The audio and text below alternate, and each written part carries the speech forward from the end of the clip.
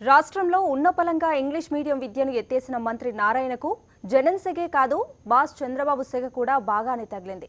ఎవరికీ చెప్పకుండా తీసుకున్న అడ్డగోలు నిర్ణయంపై చంద్రబాబు మంత్రి నారాయణకు అక్షింతలు వేశారట. ఇప్పుడు మంత్రులు సచివాలయంలో ఇదే హాట్ టాపిక్. కొత్త సంవత్సరం క్యాలెండర్ మార్చగానే మున్సిపల్ శాఖ మంత్రి నారాయణ ఆంధ్రప్రదేశ్లోని మున్సిపల్ స్కూళ్లలో మీడియం మార్చేశారు. ఎలాంటి చర్చ లేకుండా హఠాత్తుగా తెలుగు మీడియం ఎత్తేశారు. రాత్రికి రాత్రే అన్ని స్కూళ్లను ఇంగ్లీష్ మీడియంగా మార్చేస్తూ జీవో ఇచ్చేశారు. విద్యా సంవత్సరం ముగింపు సమయంలో ఒక్కసారిగా మీడియం మార్చేయడంపై విద్యార్థులు, ఉపాధ్యాయులు తీవ్ర నిరసన తెలిపారు. ఎవరూ మార్పు ఒప్పుకోలేదు. 1వ తరగతి నుంచి 10వ తరగతి వరకు సిలబస్ పూర్తయ్యాక మీడియం మార్చేసి ఇప్పుడు ఇంగ్లీష్ మీడియంలో పాఠాలు చెప్పమనడం తుగ్లక్ చర్యను తలపించి నిరసన వ్యక్తమైంది.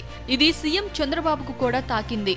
తెలుగు భాషావేత్తలు, సామాన్యులు సైతం తప్పుపట్టడంతో సీఎంకు కోపం వచ్చింది.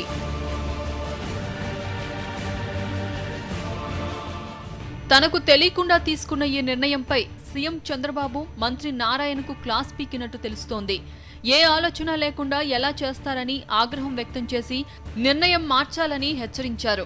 సీఎం క్లాస్ పీకిన తర్వాత మంత్రి నారాయణ రాత్రికి రాత్రి సవరణలు చేస్తూ మరో సర్క్యులర్ జారీ చేశారు.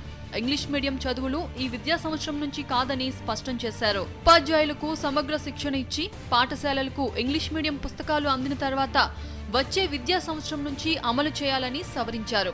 ఇవేవి పట్టించుకోకుండా అవివేకంగా ఎలా జీవో ఇచ్చారని సీఎం ప్రశ్నించడంతో మంత్రి నారాయణ సమాధానం చెప్పలేక అవమానపడాల్సి వచ్చింది.